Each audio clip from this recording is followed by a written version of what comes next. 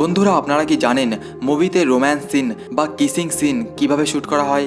আপনি জানলে অবাক হবেন, এটা পুরোপুরি ভিএফএক্স এর মাধ্যমে বানানো হয়। আর যখন ক্রিস 3 মুভিতে ঋত্বিক রোশন বিল্ডিং থেকে বিল্ডিংয়ে লাফিয়ে যাওয়ার সিন দেখানো হয়েছিল, আসলে ওটা তো মাটিতেই শ্যুট করা হয়েছিল। আর বাহুবলী মুভিতে যখন ভাল্লাল দেব একাই একটা বিশাল ষাঁড়কে হার মানিয়ে দেয়, আসলে ওটা তো পুরোপুরি ফেক ছিল। ভাল্লাল দেব তো রিয়ালিটিতে কোনো ষাঁড়ের সাথেই লড়েনি। আর বাহুবলী মুভির মেন শুটিং তো একটা স্কুলের মাঠে করা হয়েছিল। এছাড়া পুষ্পা মুভিতে যখন আল্লু অর্জুন চন্দন কাঠ ভর্তি লরিকে কুয়োয় ফেলে দিয়ে পাশে ঝাঁপ দেয়, আসলে তো ওখানে কোনো লরি ছিল না। তাহলে ওটা কিভাবে শ্যুট করা হয়েছিল, এই সমস্ত কিছু জানতে পারবেন আজকের এই ভিডিওতে। রিভিল টিভিতে আপনাদের আরও একবার স্বাগতম। Number 1, kissing scene shooting. বন্ধুরা, যে কোনো কমার্শিয়াল মুভিতে হিরো হিরোইনের রোম্যান্টিক সিন একটা খুবই গুরুত্বপূর্ণ অংশ। হাজার খুঁজলেও এমন একটা ফিল্ম পাওয়া মুশকিল যাতে রোম্যান্টিক সিন নেই। তাই অনেকবার মুভির ডিমান্ড বাড়ানোর জন্য কিসিং সিন শ্যুট করতে হয়। কিন্তু অনেক সময় অ্যাক্ট্রেসেস ক্যামেরার সামনে ডাইরেক্ট কিসিং সিন করতে কমফর্টেবল ফিল করে না।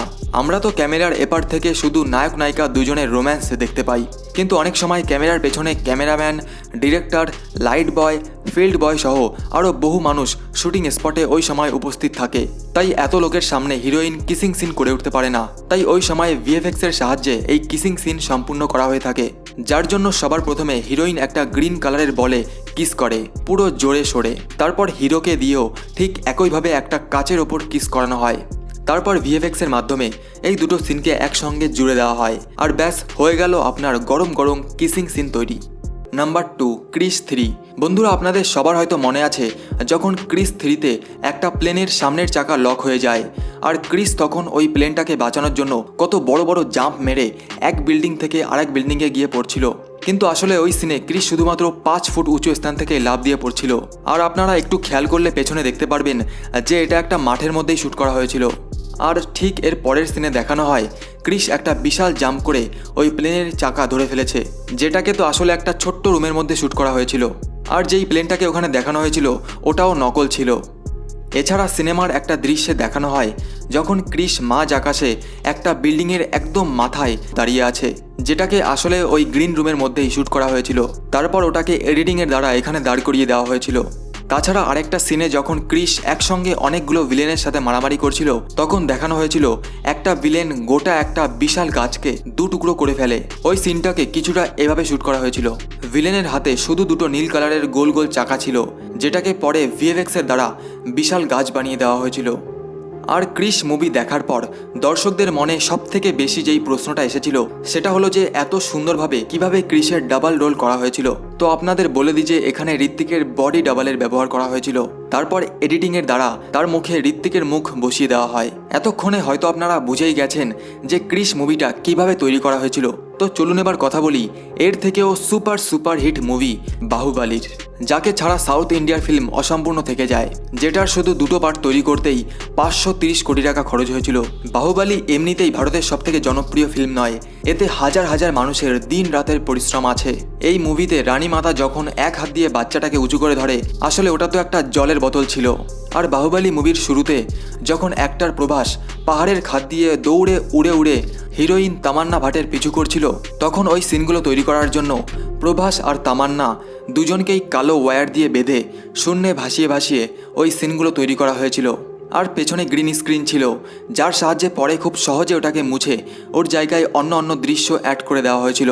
আর একটা সিনে আপনারা দেখতে পেয়েছিলেন যে হিরোইন তামান্না ভাটের পিঠে অনেকগুলো সুন্দর প্রজাপতি উড়ে এসে বসেছিল, আসলে এগুলো ভিএফএক্স এর কামাল। আর বাহুবলী মুভির অনেক দৃশ্যে আপনারা যেই সুন্দর পাহাড় আর ঝর্ণা দেখতে পেয়েছিলেন, ওগুলো সব গ্রাফিক্স ডিজাইনের মাধ্যমে কম্পিউটারে তৈরি করা হয়েছিল। আর যখন ভাল্লাল দেব একটা বিশাল শক্তিশালী ষাঁড়ের সঙ্গে শক্তির মোকাবিলা করে, তখন আসলে তো ওখানে কোনো ষাঁড়ই ছিল না, ওটা তো একটা মানুষ ছিল যে ষাঁড়ের মতো একটা নকল ষাঁড়ের মাথা হাতে নিয়ে ভাল্লাল দেবের সঙ্গে বল প্রয়োগ করছিল, যেখান থেকে পরে মানুষটাকে সরিয়ে দিয়ে একদম রিয়ালিস্টিক দেখতে একটা ষাঁড়কে বসিয়ে দেওয়া হয়। এই ষাঁড়টাকেও পুরোপুরি গ্রাফিক্স ডিজাইনের মাধ্যমে তৈরি করা হয়েছিল, যার পরে এই সিনটাকে দেখতে পুরোপুরি আসল লাগছিল। আর ঠিক একইভাবে যখন অনেকগুলো সৈন্য মিলে ষাঁড়টিকে ধরে রেখেছিল, তখন ওখানেও একটা মানুষ দাঁড়িয়েছিল যে ষাঁড়ের মতো নাড়াচাড়া করছিল, আর সবাই এদিক থেকে ওদিক দড়ির সাহায্যে উড়ে গিয়ে পড়ছিল। এটা তো তবুও সামান্য যুদ্ধ ছিল, আসল যুদ্ধ তো সামনে ছিল, যার জন্য সমস্ত লিড হিরো যেমন প্রভাস মানে বাহুবলী, কাটাপ্পা মামা, ভাল্লাল দেব মাসের পর মাস সেটে শুধু প্র্যাকটিস করেছিল। আর ওদের ট্রেনিং দেওয়ার জন্য কোনো যা তা ট্রেনার নয়, চীন আর জাপান থেকে খতরনাক শাওলিন আর মার্শাল আর্ট ট্রেনারদের আনা হয়েছিল, যাদের সঙ্গে দিন রাত ধোঁয়াধার প্র্যাকটিস চলতো সিনেমার লিড অ্যাক্টরদের। এছাড়া যত বাকি সৈন্যদের আপনারা সিনেমায় দেখেছেন, ওদেরও দিন রাত কড়া রোদে ধোঁয়াধার ট্রেনিংয়ের প্র্যাকটিস করানো হতো, যাতে শুটিংয়ের সময় কেউ রোদে অসুস্থ না হয়ে পড়ে। আর যুদ্ধের সময় অ্যাক্টরদের মেকআপ আর কস্টিউমে বিশেষ লক্ষ্য রাখা হয়েছিল, যাতে সবকিছু একদম রিয়ালিস্টিক লাগে।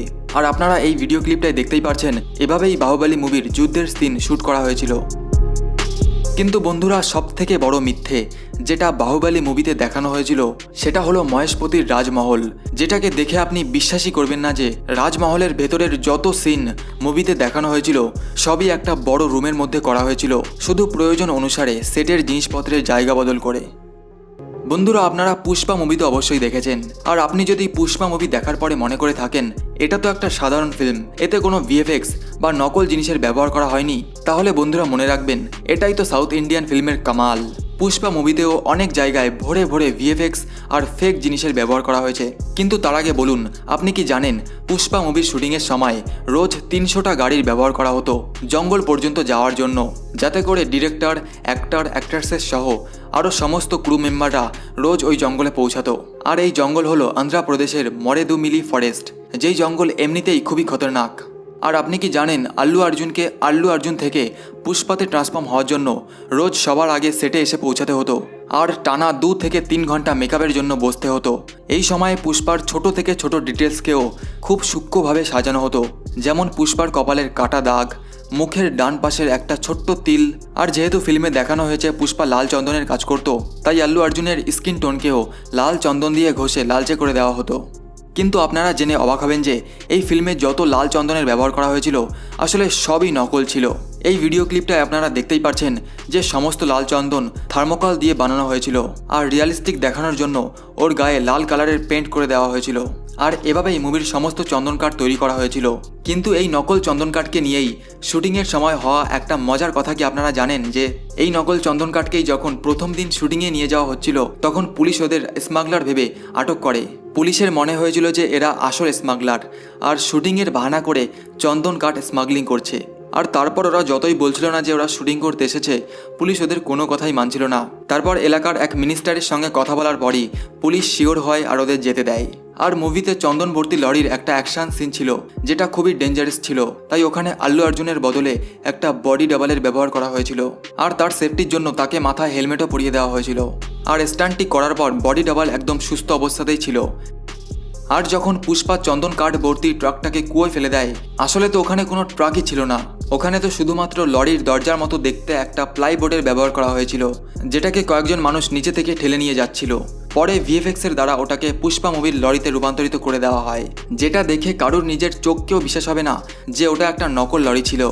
আর সামি গানটার শুটিংয়ের সময় যাকে সাউথের এক্সপ্রেশন কুইন বলা হয়, মানে রেশমিকা মান্দানান, একটা ডান্স স্টেপ বারবার মিস্টেক করে ফেলছিল, যেটাকে আমাদের পুষ্পা মানে আল্লু অর্জুন নিজে শিখে তারপর ওই স্টেপটাকে রেশমিকাকে শিখিয়ে দেয়। তারপরই ফাইনালি ওই স্টেপটা সাকসেস হয়। আমাদের আল্লু অর্জুনের জন্য ভিডিওতে একটা লাইক তো করেই দিন। আর এই সবগুলো মুভির শুটিংয়ের মধ্যে আপনার কোনটা সবথেকে ভালো লেগেছে নিচে কমেন্ট করে অবশ্যই বলুন। আবার দেখা হচ্ছে পরের ভিডিওতে একটা ধামাকাদার টপিকের সাথে। টাটা।